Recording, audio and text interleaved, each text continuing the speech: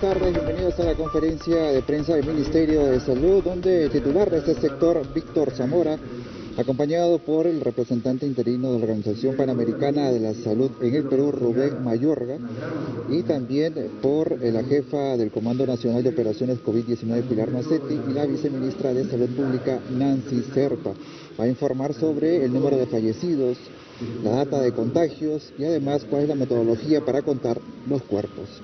Escuchemos al ministro de Salud. Las actividades que como sector salud venimos desarrollando para enfrentar la epidemia. Esta presentación frente al Congreso fue una excelente oportunidad, no solamente para aclarar lo que nosotros consideramos es una información sesgada y tendenciosa y que genera confusión, sino para además anunciar la ampliación de nuestras actividades relacionadas con la transparencia de la información. Desde que asumí la cartera, se tomó la decisión de que nuestro portal del Ministerio de Salud sea una fuente de información para el proceso de toma de decisiones, sea una fuente de información para la ciudadanía y sea una fuente de información para la academia y también para los medios de comunicación. El ejercicio de la transparencia es uno de los pilares de la gestión actual, además de otros principios. La presentación en el Congreso además sirvió para ratificar nuestra voluntad de presentar en nuestro portal de coronavirus información actualizada sobre el número de camas de hospitalización y el número de camas de unidad de cuidados intensivos, las cuales se modifican permanentemente o actualizan permanentemente a las 8 de la mañana y a las 8 de la noche.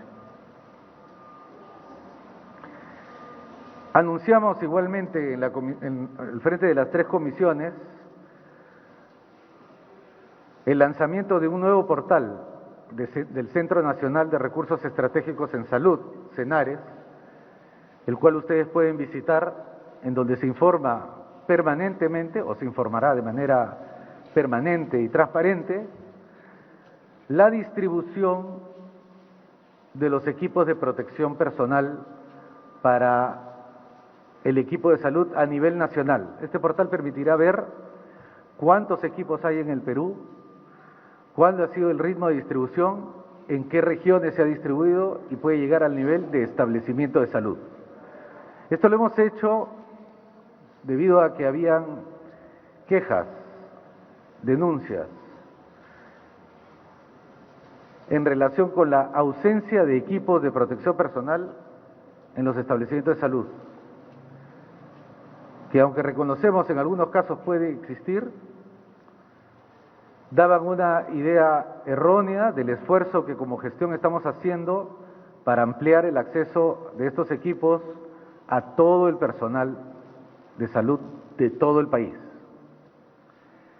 Entonces, en resumen, hoy día fue una extraordinaria oportunidad para presentar el esfuerzo por transparentar todas las cifras del Ministerio de Salud.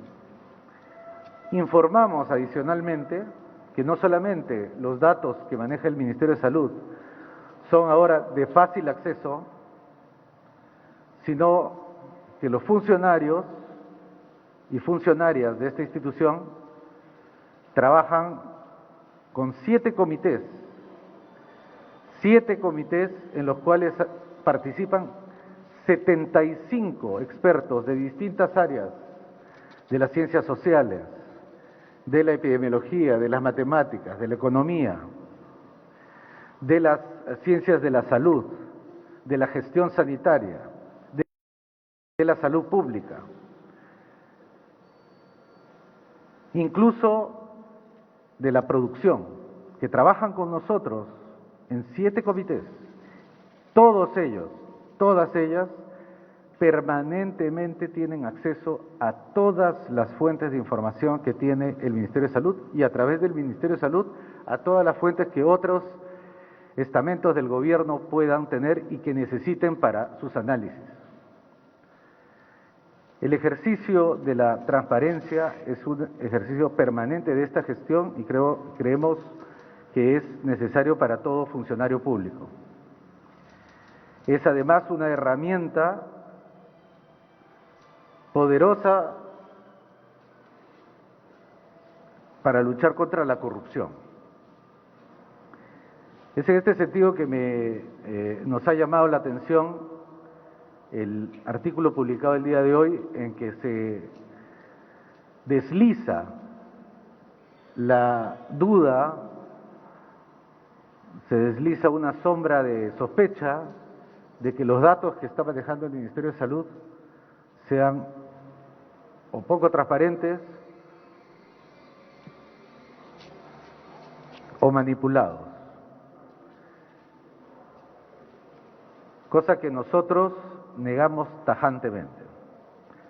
Antes de poder solicitar las preguntas que ustedes tienen, yo voy a dejar con ustedes a la doctora Nancy Serpa, viceministra de Salud Pública, responsable directa, líder del proceso cotidiano de recolección de la data de todo el país en relación con COVID. Recuerden ustedes, colegas de la prensa, que nosotros somos un sistema fragmentado. Tenemos varias instituciones públicas y varias instituciones privadas. Recuerden también que somos una institución descentralizada. Tenemos 25 gobiernos regionales y por lo tanto 25 direcciones regionales de salud, más las 4 direcciones de salud de Lima. Y tenemos, como lo va a explicar la doctora Serpa, una inmensa cantidad de unidades de reporte de información, todos de distinta calidad, todos de distinta oportunidad, pero que vienen trabajando ya desde que yo ingresé al Ministerio de Salud. Ya existía ese sistema de información. Todos los años se ha ido mejorando, todos los años se ha ido tecnificando, todos los años se ha ido optimizando. Ese es el sistema de información en el cual la doctora Serpa va a explicar. Bueno, muy buenas tardes. En relación a lo manifestado por el señor Ministro de Salud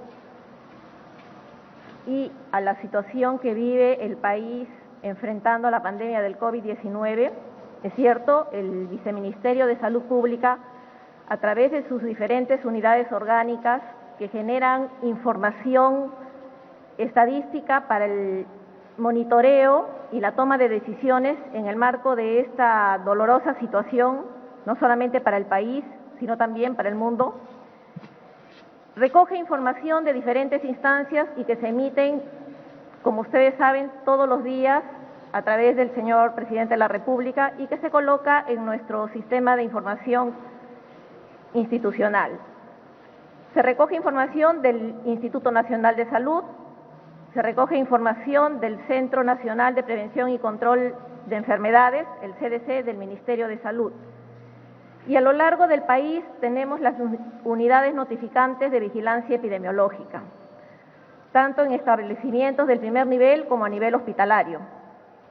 En ese sentido, en el marco de la pandemia, el Ministerio de Salud emitió los documentos que regulan la notificación de los casos sospechosos, la notificación de los casos confirmados y la notificación de las defunciones a través del Centro Nacional de Epidemiología, Prevención y Control de Enfermedades. En ese sentido, el corte de información que solemos realizar de manera diaria, se realiza a las 00 horas de cada día para proceder al reporte respectivo. Es así como venimos trabajando a lo largo de todos estos meses en que llevamos desde que se dio la alerta para la vigilancia de esta pandemia. Al día de hoy tenemos 854 defunciones registradas por el Centro Nacional de Epidemiología, Prevención y Control de Enfermedades. Esta información se recoge de la siguiente manera. Los establecimientos de salud, de acuerdo a las definiciones operacionales, públicos, privados o los de salud reportan las defunciones a cada unidad notificante, tanto en Lima Metropolitana como en todas las regiones del país. Y esta tiene un proceso a cargo del personal de los servicios de epidemiología en que cruzan datos de la ficha epidemiológica y de la ficha de notificación por defunción.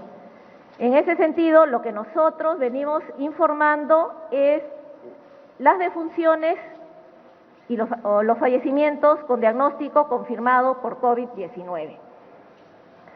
Eso es lo que se reporta a nivel nacional y los diagnósticos, vuelvo a repetir, se dan como confirmados, sean con una prueba rápida o una prueba molecular. Y, lógicamente, con una investigación epidemiológica que lo hace el personal de campo en estos casos. Tenemos el Sistema Nacional de Defunciones, que es el sistema de registro de las defunciones y que desde el año 2017 se empezó a trabajar aquí en el Ministerio de Salud y que registra las defunciones por todas las causas. Lógicamente, este registro no tiene la minuciosidad que tiene el registro de la vigilancia epidemiológica en casos de epidemia o pandemia. El Sistema Nacional de Defunciones en estos momentos recoge data de defunciones por todas las causas. Y en el caso del COVID, tanto sospechosos y también confirmados. Si nos referimos a lo publicado por IDL en el día de hoy, efectivamente está recogiendo data de fallecimientos con diagnóstico de sospechosos. En estos momentos hay que tener en cuenta que nosotros estamos viviendo una situación especial desde hace ya más de 40 días y que es el periodo en el que se ha empezado a recoger la información. Tenemos una población en cuarentena, tenemos servicios de salud de alguna manera limitados, restringidos en su operatividad, tenemos población que probablemente no está llegando a recibir tratamientos de manera oportuna, sea por problemas en el traslado, sea por problemas de acceso a los servicios de salud. Y entonces esto origina que los registros de mortalidad en estos momentos todo esté referido al COVID. Eso es lo que se viene recogiendo en el SINADEF. Por lo tanto, de hecho, sí observamos un incremento de las defunciones con diagnósticos relacionadas al COVID. Por lo tanto, cuando hablamos de mortalidad en estos momentos debemos referirnos a muertes durante la pandemia, que es diferente decir a muertes confirmadas por el COVID-19.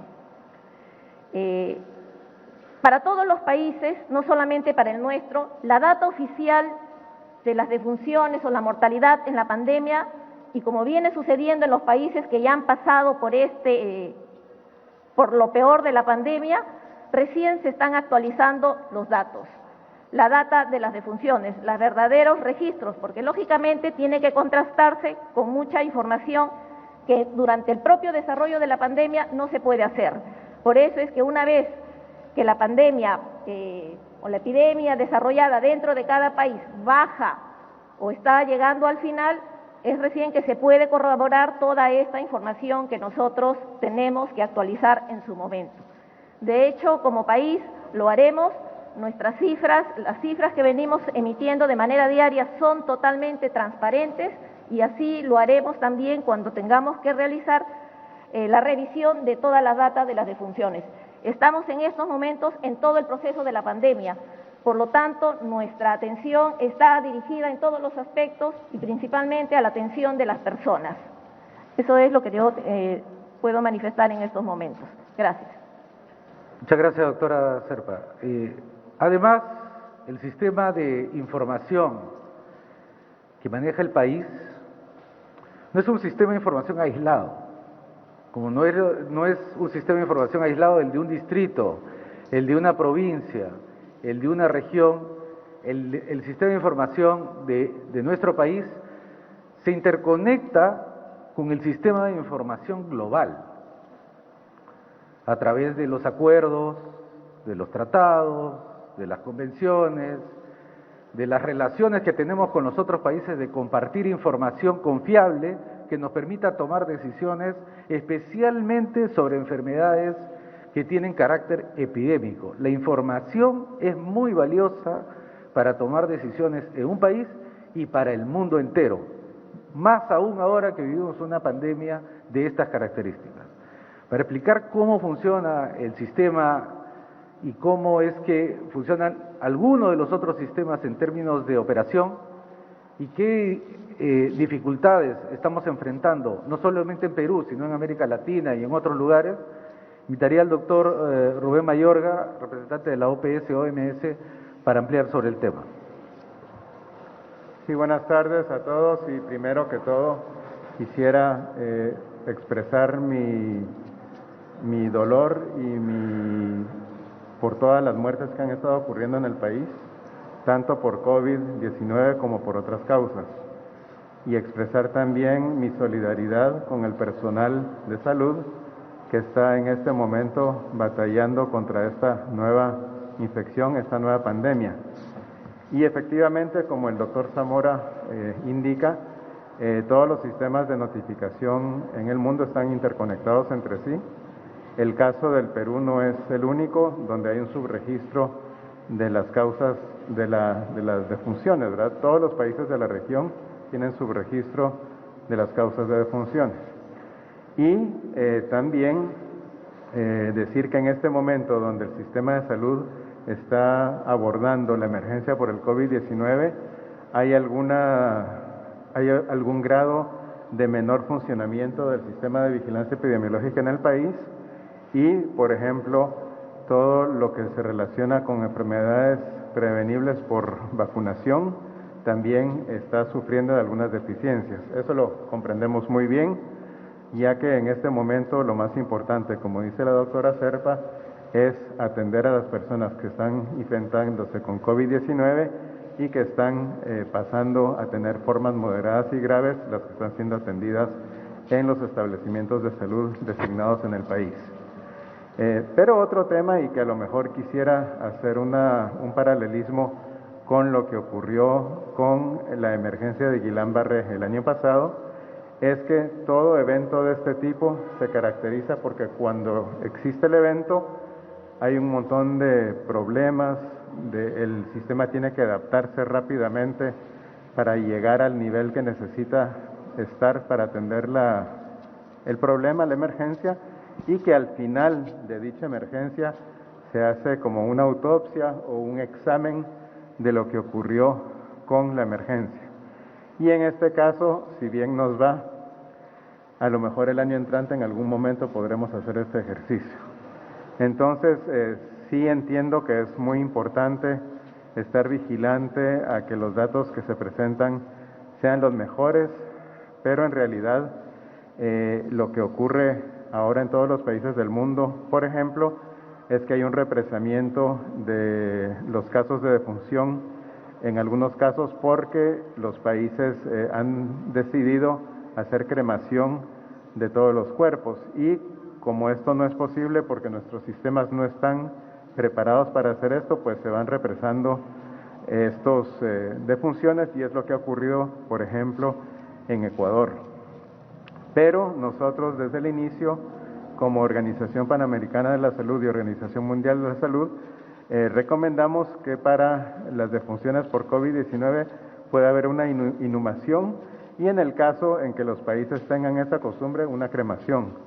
Por lo tanto, la inhumación simple es suficiente con las medidas que nosotros hemos recomendado al país, y que básicamente es tratar el cuerpo con las precauciones necesarias, que el personal que está lidiando con el cadáver tenga el equipo de protección personal necesario, que el cadáver sea embolsado debidamente, y ya con eso es suficiente para su inhumación. Al principio, por el hecho de que se creía que era necesario cremar a todos los cadáveres, pues hubo algún represamiento de casos, y es lo que ha ocurrido en países vecinos. Pero solo señalar finalmente que cuando se termine la emergencia tendremos la oportunidad de ver cuáles son las deficiencias que hubo, y se harán las recomendaciones para las siguientes emergencias, porque lamentablemente va a haber más. Y lo importante de esta pandemia por COVID-19, como el ministro ha dicho varias veces desde el inicio, es que permitirá al país diseñar su sistema de salud pública único para poder lidiar de una mejor manera con las pandemias que sigan ocurriendo en el futuro. Así que sin más, le agradezco por la palabra. Doctor Bayorga, muchas gracias. Finalmente, la doctora Mazzetti, le hemos invitado porque justamente la experiencia del equipo COVID, del comando COVID, ha significado un esfuerzo por unificar sistemas de información. No sería posible hoy tener la calidad del dato que tenemos en materia de camas y de unidad de cuidados intensivos sin el esfuerzo realizado por el comando COVID, que por primera vez en 80 años puede tener una aproximación muy cercana a la realidad de cuál es el número de camas que tenemos en el Perú para afrontar no solamente esta epidemia, sino para en general enfrentar todas las necesidades de salud que tenemos en el país. Doctora Mazzetti, por favor. Gracias, señor ministro. Buenas tardes con todos. Quisiera hablarles de las cifras. Las cifras en salud siempre son un estimado. Las cifras en salud se manejan con mucha precaución.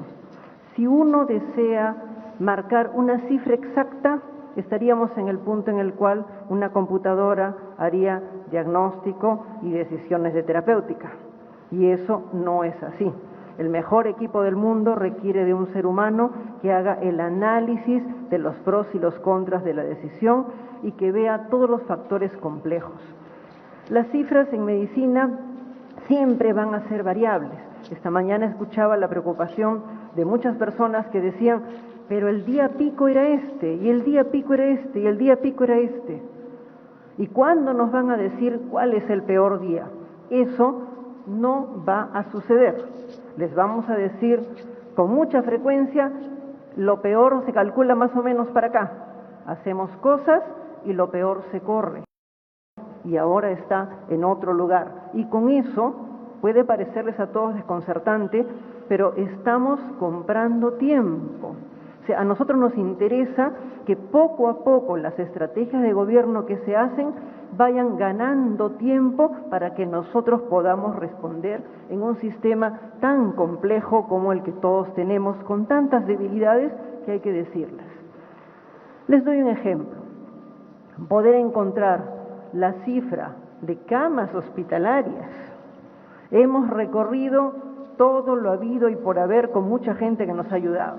Finalmente llegamos a la conclusión de que teníamos que construirlo, y es lo que hemos hecho. En menos de 10 días se ha construido una plataforma, como dijo el señor ministro, luego de 80 años de Ministerio de Salud, al fin tenemos, por la necesidad que involucra este virus, de construir una plataforma única. 245 instituciones de salud por primera vez han reportado. ¿Creen ustedes que de frente? No. Reportó la mayoría de los que estaban al acceso del comando. Y luego cada uno de los comandos ha ido dentro de su propio subsistema empujando. Ya ahora tenemos 245 instituciones. Algunas noches reportan 230, otras veces 244. Ha pasado ocasiones en las cuales el Hospital UNANO ha estado tremendamente saturado y no ha reportado. No porque no quiera, ni siquiera ha tenido tiempo para reportar. Miren lo complejo. Cuando hablamos nosotros de las cifras de muerte, nosotros somos los operativos. El comando necesita tener una idea de qué está pasando y necesita entender las cifras. Nosotros vemos las muertes registradas en los sistemas epidemiológicos que tienen su técnica de registro y que permiten hacer una serie de cálculos que nos dan idea de cómo se mueven las cosas claramente demostradas, con pruebas. Y al otro extremo tenemos el registro de muertes que hay en el país. Todas las personas fallecidas, hasta donde se pueda, se registran en el sistema informático de defunciones en el SINADEF. Si ustedes se fijan, muchos de estos registros, ¿qué tienen siempre? Un estimado oficial. Es decir, muchas personas cuya muerte no nos hemos enterado, no se han registrado las iban a registrar y no las registraron, hicieron clic y no ingresó. Todos los sistemas tienen este asunto de estimados. Para empezar, esa es una debilidad de todos los sistemas que registran muerte. Además, en el registro actual, fuera del registro epidemiológico, que tiene que estar demostrado, tenemos nosotros lo demostrado y lo sospechoso. En este momento, cualquier persona que no ha muerto atropellada, asesinada, alguna cosa flagrante, es considerada sospechosa. ¿Por qué hacemos esto? ¿Y por qué se registra así? Luego saldrá en algún momento cifras que respalden esto mucho más. Estamos protegiendo a la población. Es preferible pensar que todo el que no tiene una causa COVID demostrada y no es muerte violenta es un sospechoso y tomar todas las precauciones. ¿Para qué? Para disminuir el contagio. Puede ser duro, puede saturarnos y puede asustarnos, pero es la mejor decisión para nuestro país. Nuestro comando se ubica en el término medio, es decir, tomamos nosotros las muertes que verdaderamente están certificadas con una prueba y tomamos de todo lo que está por encima de muertes sospechosas que figuran como muerte por COVID en nuestros sistemas de registro de defunciones y tomamos una media y eso nos permite a nosotros calcular, por ejemplo, las camas hospitalarias que necesitamos, por ejemplo, las camas de UCI que necesitamos. Creo que todos tenemos que reflexionar que en salud no existen cifras escritas en piedra. Miren ustedes cómo ha habido una serie de estrategias que se han ido implementando. Solamente el tiempo que hemos tenido un aislamiento social obligatorio, el primer tiempo ya bajó la curva, el segundo tiempo la bajó más, el tercer tiempo lo ha bajado un poquito más, pero ha entrado a tallar el desplazamiento de las personas sin seguir las indicaciones. Entonces, tenemos siempre cifras que no van a ser precisas. No esperemos tener el peor día es este y ese va a ser. ¿Qué es lo que ha pasado con el peor día? Felizmente se ha ido corriendo y nos ha ayudado a ganar tiempo. Y si se corre más todavía y no alcanzamos el día previsto, en buena hora, porque nos va a permitir a todos ir comprando más tiempo para seguir arreglando el sistema. Todos estamos asustados, desesperados. Yo bromeaba con alguien que me hizo una entrevista y le decía, miren, el día en que yo me gradué, me dieron mi martillo de reflejos, yo soy neuróloga, me dieron mi martillo de reflejos, pero no me dieron una bola de cristal. No hay forma de predecir al milímetro. Siempre va a haber un margen de diferencia y eso es lo que todos tenemos que aprender a aceptar. Por un lado, ir viendo cómo se mueve la epidemia día a día. Por otro lado, ir viendo cómo las medidas que todos ustedes están respetando, miren la distancia que están manteniendo, ¿verdad? Miren las mascarillas, algunos con N95 que no es necesario, pero en fin, ¿no? Todo el mundo con su mascarilla, ¿verdad? Lo importante de eso es que estemos todos alerta y sigamos el movimiento. Lo preciso en medicina, así como todo el mundo esperaría, me temo que no es real. Lo importante es entender de dónde salen las cifras. Y si ustedes revisan un poquito más, van a ver que todos los países del mundo se mueven en el mismo sistema. Todo el mundo hace aproximaciones, toma registros fieles y registros que son sospechosos y en base a eso los sistemas se mueven. Recordemos que estamos todos construyendo un momento tan difícil y una respuesta entre todos. Y es muy importante que todos sigamos todas las indicaciones, porque mientras más las sigamos, ahí podríamos tener cifras mucho mejores todavía. Y mientras más reportemos, más cifras podremos tener. El día en que todos los que trabajamos para el Estado, en sus diferentes sistemas, y el día en que todos trabajemos en la parte privada y llenemos nuestros informes epidemiológicos y reportemos nuestro dato, vamos a tener cifras mejores, pero aún así jamás van a ser perfectas. Siempre nos movemos en un rango. Gracias. Gracias, doctora. Colegas, en resumen, y nos ratificamos, Nosotros estamos tratando como una sola fuerza de enfrentar una epidemia que no la habíamos visto jamás en nuestra historia, que además tiene como una de sus características es que se está viviendo en tiempo real, no solamente por los casos, las hospitalizaciones, las unidades de cuidados intensivos y los fallecimientos, sino por lo que ustedes lo viven en tiempo real en sus redes sociales. Y porque vivimos en un tiempo de esas características, nosotros necesitamos ser absolutamente transparentes con las cifras, que no quepa ninguna duda. Lo peor que nos puede ocurrir frente a una epidemia de estas características es, además del miedo, la sospecha y la duda. Nosotros, además, creemos que esta ha sido una gran oportunidad para todos ustedes y para toda la colectividad de conocer cómo es el sistema de salud. Lo que ustedes en esta edición se presenta, para nosotros es un fenómeno regular, todos los años, y ustedes tienen ese dato en sus manos, todos los años tenemos una cifra oficial en la que se reconoce una causa de muerte, otra cifra de muertes por registro civil y otro que son las muertes estimadas, porque para nadie en nuestro país es un secreto que hay un conjunto de personas que fallecen, no tienen un registro, no tienen forma de llegar al registro formal, no tienen forma de pagar un registrador y terminan incluso enterrando a sus familiares en un cementerio clandestino, aquellas personas que nunca aparecen en los datos.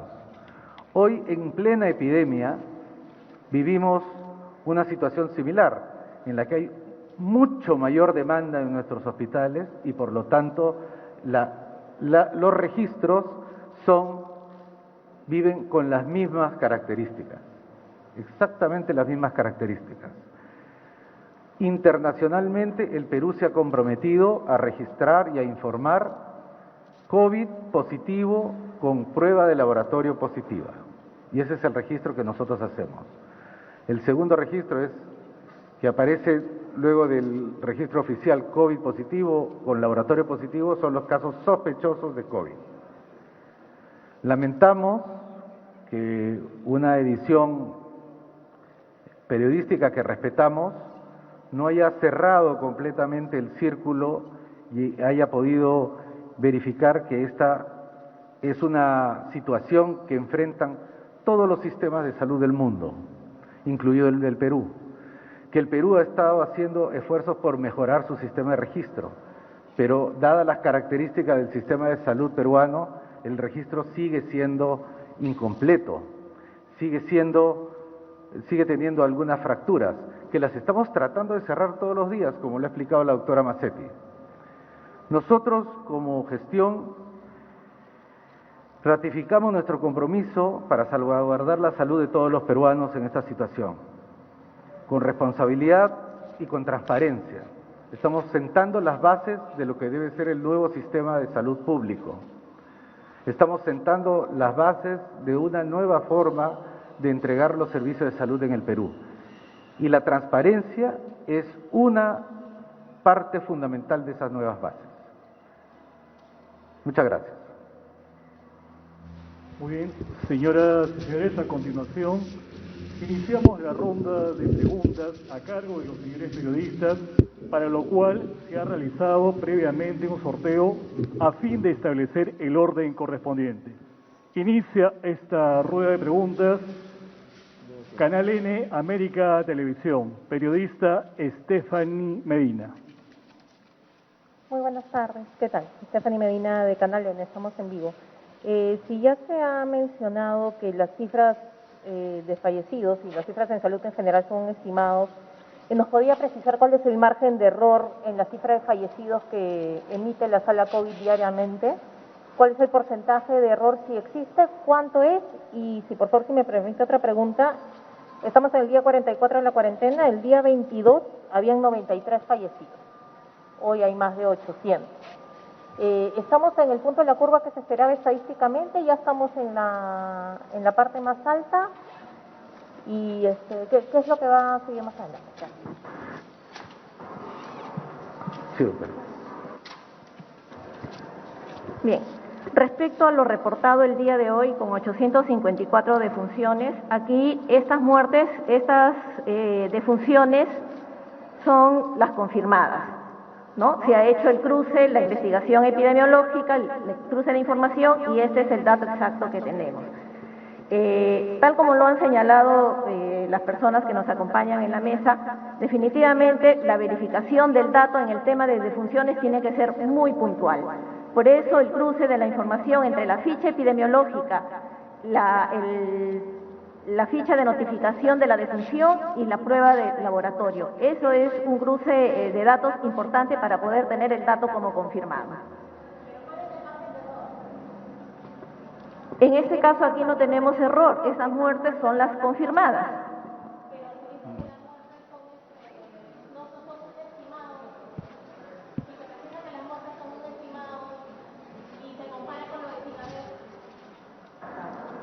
No se puede comparar con las cifras de SINADEF porque las cifras de SINADEF no son confirmadas. No tenemos forma, en este momento, tal y como le explicaba el doctor Rubén Mayorga, de poder confirmar todos los casos registrados en SINADEF, dado que en muchos casos estas personas incluso ya han sido cremadas. No tenemos forma de rescatar el dato ya retrospectivamente. Esa es la razón por la cual decirle un margen de error a estas alturas sin poder confirmar los casos no sería solamente irresponsable de mi parte o de cualquiera de nosotros, sino poco profesional, porque ese dato no es posible rescatarlo hacia atrás. Muy bien. Siguiente medio de comunicación, exitosa, periodista César Zúñiga.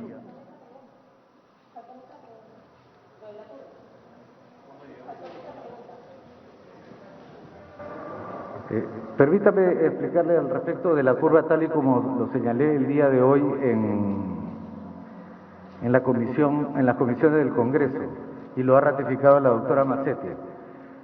La dinámica de la epidemia adquiere una heterogeneidad muy fuerte en el caso del Perú, entre el norte, el sur y el propio Lima, y a lo cual se suma 160.000 personas que han sido inscritas para el desplazamiento. Esos factores están modificando las proyecciones que nosotros teníamos al inicio. Muy bien, siguiente pregunta, exitosa, periodista César Zúñiga. Buenas tardes. Con respecto a la situación en los penales, se ha garantizado 13.000 pruebas teniendo en cuenta la situación que vive. Sin embargo, la población supera los 90.000. ¿Se va a garantizar en todo caso el análisis a las personas, a los presos?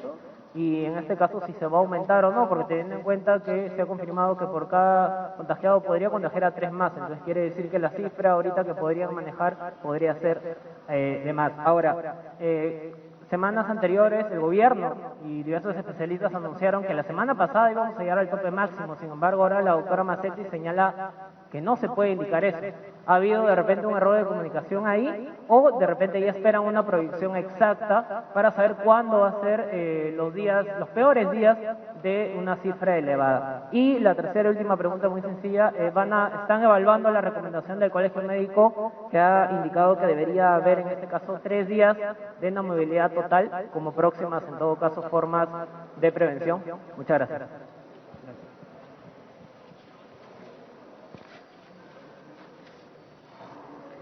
Bien, respecto a su primera pregunta de los penales, si bien es cierto, las pruebas rápidas entregadas al INPE son menores a las que de la población penitenciaria a nivel nacional, estas tienen que aplicarse de acuerdo con criterios epidemiológicos. La población privada de su libertad generalmente es una población cerrada. Si tenemos grupos de casos con sintomatología y que resultan positivas a la aplicación de la prueba rápida, tienen que entrar rápidamente a una condición de aislamiento. Puede ser internamente o lo que disponga la autoridad penitenciaria para esa situación. Esos son los casos que se han manejado, por ejemplo, en el penal de Sarita Colonia, tal como sucedió en el Callao, con un primer brote dentro de la población penitenciaria. Se ha testeado aquellos que estaban sintomáticos y se tomaron las medidas de control con toda la población. En relación con la pregunta del Colegio Médico, hemos sabido de la propuesta del Colegio Médico por los medios de comunicación. Sin embargo, creo que esta se va a canalizar a través de los delegados del Colegio Médico en los diferentes grupos de trabajo que tiene el Ministerio de Salud. Hago mención a dos en particular. Una es el grupo de expertos en manejo clínico, donde está el doctor Ciro Maguiña, y él seguramente va a canalizar por esa ruta su propuesta acerca de cómo manejar el aislamiento. Y por otro lado, la del doctor Neira. El doctor Neira también es delegado del Colegio Médico para el grupo de prospectiva. El grupo de prospectiva se caracteriza por ser el que analiza la evolución de la epidemia y las medidas que se pueden tomar para lograr modificar su comportamiento. Siguiente intervención.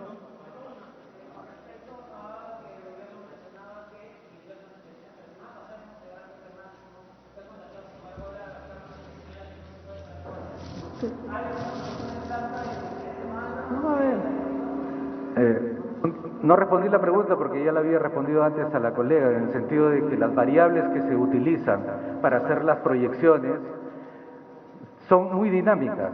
A esas variables se ha agregado el último proceso de movilización social de retorno a los hogares, y ahí se están cambiando los patrones de comportamiento de la enfermedad tal y como lo estábamos viendo. Muy bien, siguiente intervención. Convoca.b, periodista Luis Pérez. Señor ministro, señores funcionarios, buenas tardes. La primera pregunta es sobre que nos aclaren si es que en las muertes confirmadas que se difunden a diario se está considerando el fallecimiento confirmado, pero también aquel fallecido que tiene un resultado de prueba rápida serológica que podría generar dudas. Y si también se son considerados como casos positivos. A ver, si hablan de muertes confirmadas, ¿no?, como le difunden a diario, consideran entonces en esta cifra a un fallecido confirmado cuando solo se tiene resultado de prueba rápida. Y la siguiente también tiene que ver con el tema de los protocolos, ¿no?, de tratamiento a los fallecidos, porque hay muchas denuncias que nos han llegado como medio de comunicación de incumplimiento de directivas en el procedimiento funerario, donde funerarias privadas, ¿no?, o por ejemplo el crematorio de la policía del cementerio de Santa Rosa, no dejan entrar a los familiares, que son 2 familiares que tienen que entrar y no los han dejado entrar. Direza sacó un comunicado diciendo que va a haber un tipo de seguimiento, ¿no?, a estas denuncias, pero queremos saber si va a haber sanciones a estas funerarias. Y también sobre la falta de información a familiares sobre el estado de salud de los pacientes en UCI, porque hay gente que quiere saber cómo está evolucionando su familia. Y familiar, y la última para terminar, ¿no?, es sobre el tema de Antamina. Antamina ha confirmado 200 casos COVID,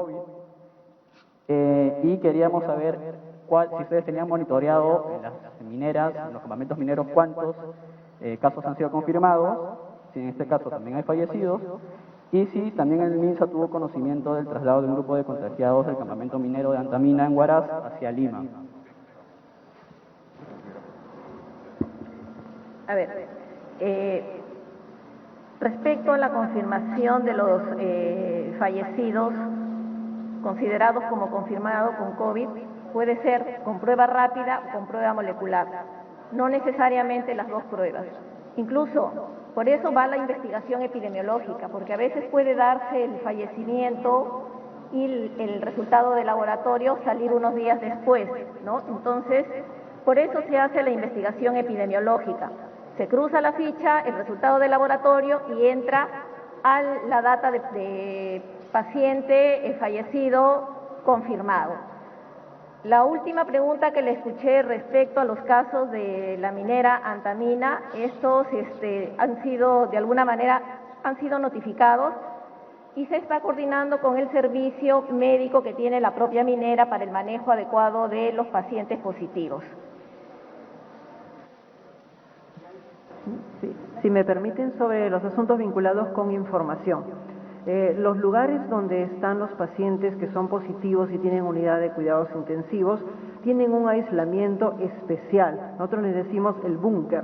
¿Por qué? Porque el que ingresa allí permanece allí durante toda la guardia sin salir y solamente se puede comunicar a través de sistemas inalámbricos, de tal manera que no haya ningún ingreso. A partir de acá, la información que se da es información telefónica. Doy un ejemplo. Atevitarte. Hay una persona que es la encargada de, revisando las fichas médicas, ver cuál es la evolución. Y aceptan a un solo familiar por teléfono.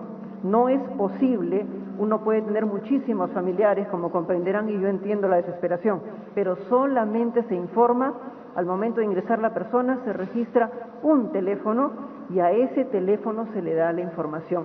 Sería imposible, como ocurre en otros momentos, que viene el cónyuge, vienen los hermanos, es normal y hay tiempo, pero en este momento es imposible. Y miren ustedes las precauciones que tenemos que tomar para salvaguardar la seguridad del personal.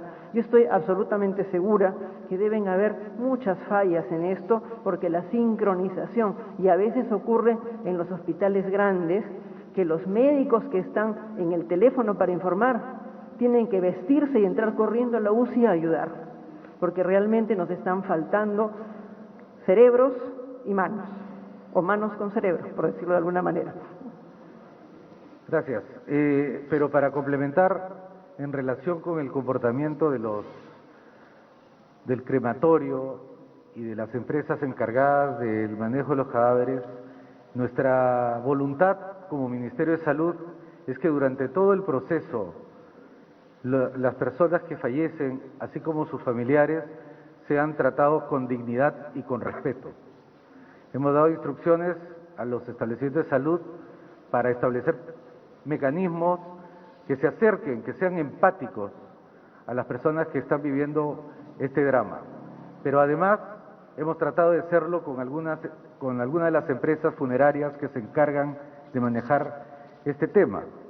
Lamentablemente, solamente se puede sancionar a los crematorios o a las empresas funerarias cuando sus prácticas atentan contra la salud pública, mas no así las podemos sancionar si fuera solamente por maltrato a sus clientes. De todas maneras, en mi calidad de autoridad sanitaria, y lo he hecho en anteriores oportunidades, y no tengo ningún problema en volverlo a repetir, si es que en algún momento de su atención las personas que han sufrido la enfermedad o sus familiares han sido maltratados, no han recibido el servicio que esperaban o ha sido de mala calidad, como autoridad y responsable del Ministerio de Salud, y esto ha ocurrido en nuestros establecimientos, nuevamente les pido disculpas. Siguiente intervención, Panamericana Televisión, periodista César Gallegos. Ministro, buenas tardes, buenas tardes. El doctor Ciro Maguiña ha hablado de un caso específico en la región Loreto, que es una de las regiones más afectadas por el tema de contagiado de coronavirus. Ha dicho que la región Loreto ya ha colapsado, el sistema de salud ha colapsado, y que que ya no sirve hacer cercos comunitarios, que eso se debió hacer incluso desde mucho antes, y que esto se da porque la enfermedad ya se diseminó en la ciudad. ¿Se planea hacer alguna estrategia específica en esta región del país y también en otras donde el sistema de salud ha colapsado, tal como lo indica el doctor Maguiña?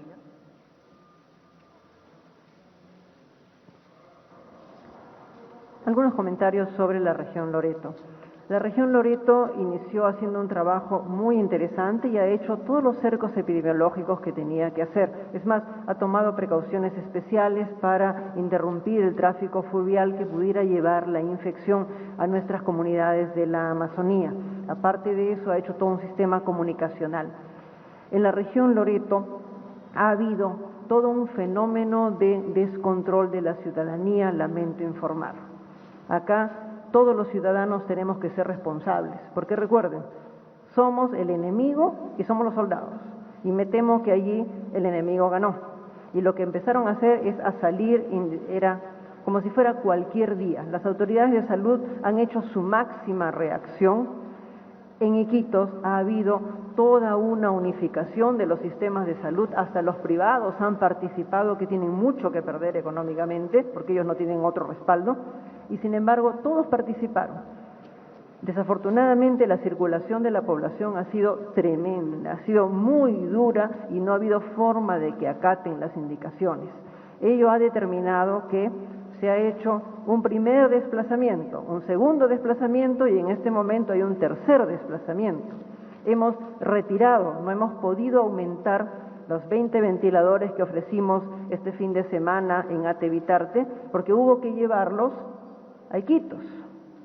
Y recién hoy día hemos logrado movilizar ventiladores para cumplir en Atevitarte. Entonces miren ustedes el esfuerzo tremendo que se ha hecho. Que el sistema está saturado, está saturado. Y yo creo que si no hay una reacción adecuada, esto va a continuar y va a llegar al momento en el cual puede colapsar inclusive el sistema. Ellos pasan por momentos en que todo se llena y luego nuevamente hay capacidad. Es decir, todavía están en el límite. Y estar en el límite en salud es tremendamente peligroso, tremendamente peligroso. Necesitamos que la población nos ayude, que reaccione, porque esto no es solamente que los de salud salgan y hagan su cerco epidemiológico, que las Fuerzas Armadas y policiales salgan y nos metan el susto de nuestra vida cuando salimos de la casa. Es un asunto de que todos colaboremos, todos. Y creo que es un ejemplo que todos tenemos que seguir. La situación allí es muy difícil. En este momento están los grupos trabajando allá y esperemos que haya una buena colaboración por parte de todos. Miren lo que ocurre con el descontrol. Todo esto va a continuar todavía, porque todo el descontrol que ha habido y las infecciones que se han pasado de unos a otros están enfermando poco a poco y vamos a tener aquí para varios días más en Iquitos de mucho sufrimiento. O sea, lo que hacemos ahora se nota unos días después y se mantiene por largo tiempo. Gracias. Finalmente, permítame hacer un último comentario en relación con esa pregunta. En esta gestión podemos estar enfrentando tremendas dificultades. En esta gestión podemos estar en algunos momentos llegando al límite. Pero en esta gestión no estamos considerando en ningún momento que tengamos una región colapsada. Continuaremos haciendo nuestros esfuerzos por responder a las necesidades, no importa cuán precaria sea nuestra reacción. En Loreto, a pesar de que debe ser una de las regiones más golpeadas, no solo por la epidemia, sino porque se superponen además el dengue y la leptospirosis, y las condiciones de vida que viven allá, Loreto sigue dando la batalla. Loreto sigue ampliando camas de hospitalización. 30 muchachos recién graduados han ido a Loreto a trabajar haciendo patria. Nosotros estamos para movilizarnos en todo el país. No vamos a considerar ninguna zona colapsada, porque el solo aceptar el hecho de que es una zona colapsada nos hará bajar los brazos, nos hará bajar el espíritu, y eso no lo vamos a permitir. El día de hoy, cuando algunos de los medios de comunicación decía que ATE estaba colapsado, se han abierto 30 camas el día de hoy de unidad de cuidados intensivos, haciendo un esfuerzo durante toda la mañana. Mientras estábamos en el Congreso, este ministerio seguía trabajando. Y se siguen abriendo camas en la seguridad social, y se siguen haciendo esfuerzos en la sanidad de la policía, y se siguen haciendo esfuerzos administrativos. Tenemos también que romper las barreras administrativas para mover cerca de 74 profesionales de la salud, entre médicos y enfermeras, que quieren prestar sus servicios en Lambayeque, otra zona muy golpeada por la epidemia. No vamos a considerar que en ninguna parte del país nuestro sistema está colapsado mientras nosotros podamos mover una cama, un balón de oxígeno, una persona, un medicamento. Vamos a seguir luchando. Y yo llamo a los colegas de los sistemas de comunicación a que nos ayuden a transmitir un mensaje de esperanza, un mensaje de fuerza, y que nuestras puertas como Ministerio de Salud están abiertas que estos informes sesgados o incompletos minan la moral de un conjunto de profesionales, técnicos, trabajadores de la salud y de todo el pueblo peruano que está haciendo un enorme esfuerzo por combatir un gigante, un enemigo gigante. Queremos contar con ustedes, como lo han venido haciendo, acompañándonos. Créannos que hay mucha gente trabajando honestamente, transparentemente y dispuesta a dar hasta el último momento para lograr la meta que nos hemos propuesto. Muchas gracias. Siguiente medio de comunicación, Diario Expreso. Periodista Geraldo Capillo. Buenas tardes, ministro. Bueno, la primera pregunta es referente a lo que usted dijo hoy, al mediodía, en el Congreso, o con los miembros del Congreso. Indicó que existe, como en otros países, un subregistro de muertes, también conteos por medios de comunicación, Instituto de Medicina. Entonces, ahora indica de que la información o la investigación periodística que han soltado hoy referente a este subregistro es tendenciosa. La pregunta es, la primera de ellas es, ¿existen otros subregistros? ¿Subregistros de hospitalizados o subregistros de UCI? Y la segunda pregunta es, ¿por qué el ministerio que usted preside o usted lidera tarda tanto en comprar ventiladores mecánicos cuando existen propuestas a menor precio que el estándar y dada la urgencia de la situación?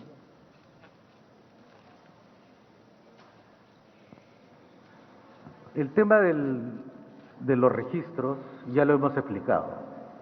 Los registros son variables porque nosotros tenemos un sistema con las perfecciones y las imperfecciones con las que vivimos. Nuestro sistema registra, depende de una multiplicidad de sistemas de registro privado, de salud, del mismo Ministerio de Salud, y ya la doctora Mazzetti ha relatado el esfuerzo que ha significado construir solamente una base de datos única para el sistema de hospitalización. El doctor Rubén Mayorga también ya explicó cómo es el sistema de registros, luego de pasado un tiempo, depura sus datos nuevamente. Pasa inclusive en registros regulares como es el de mortalidad materna, el de mortalidad infantil, el de nacimientos, el de cáncer, el de accidentes de tránsito, violencia contra la mujer. Todos son registros que están en constante revisión, absolutamente todos, hasta el de tu nacimiento. Se tiene que volver a corregir. ¿Dónde vives? Se tiene que volver a corregir. Los datos se están constantemente moviendo. El segundo tema estaba en relación con los ventiladores.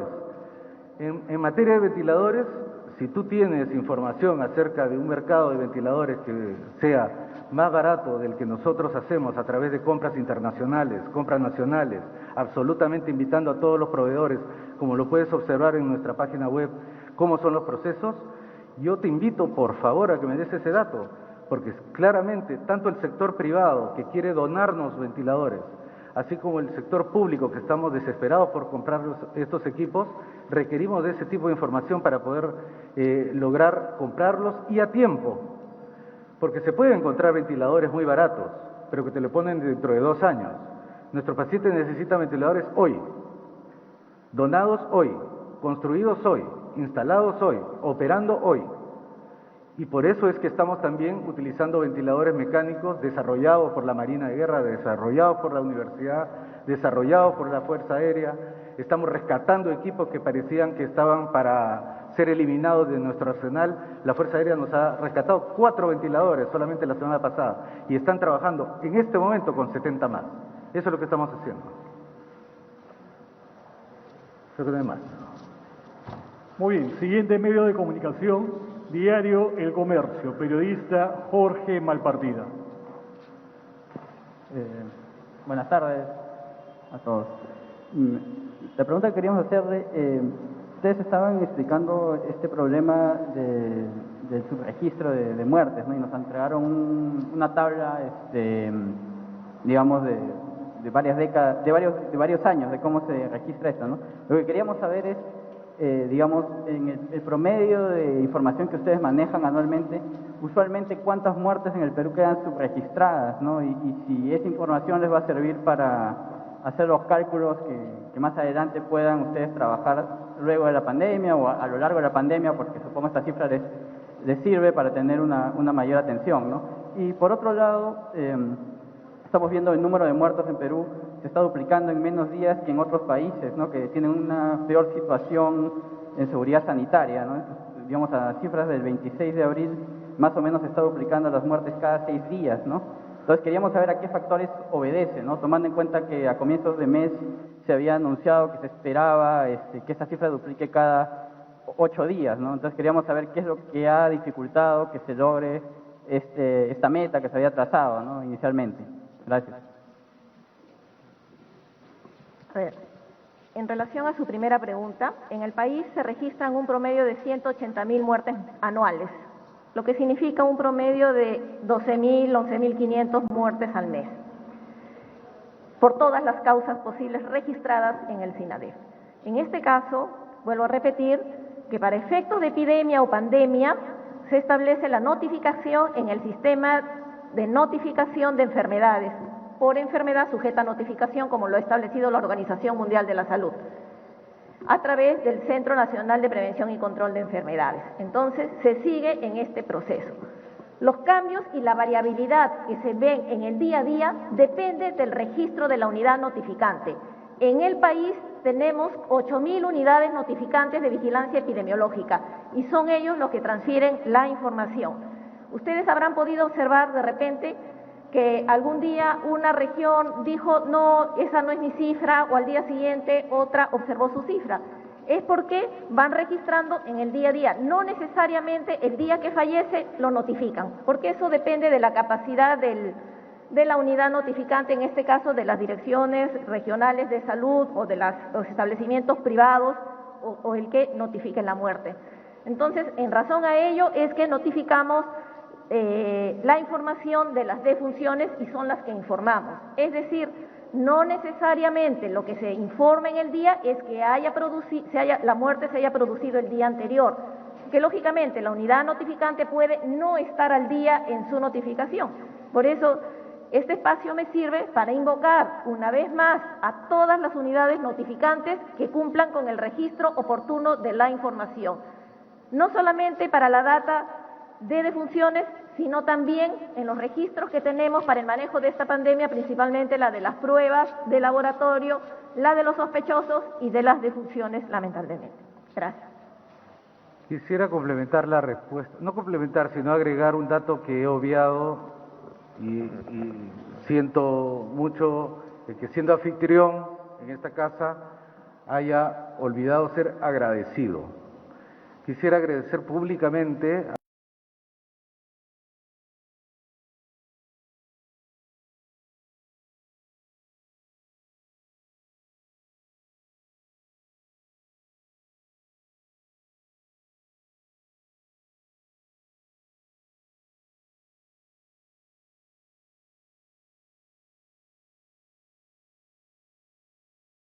a la Organización Panamericana de la Salud, a la Organización Mundial de la Salud, aquí representado por Rubén Mayorga, médico, colega, amigo, infectólogo, que nos está acompañando fundamentalmente con su asistencia técnica, pero el día de mañana la Organización Panamericana de la Salud nos está haciendo entrega de un lote importante de donación de 100.000 pruebas moleculares que servirán para hacer como complemento a los esfuerzos del país en la lucha contra esta epidemia. Muchas gracias. Muy bien, señores periodistas, hemos culminado la conferencia de prensa. Gracias, muy buenas tardes. Agradecemos la participación de nuestras autoridades. Resaltar algunas cifras, por ejemplo, los casos confirmados por coronavirus COVID-19 ascienden a 31.190 en el Perú y también se han registrado 850 muertes en todo el país. Esta es la información desde el Ministerio de Salud. Continúe disfrutando de nuestra programación. Permiso.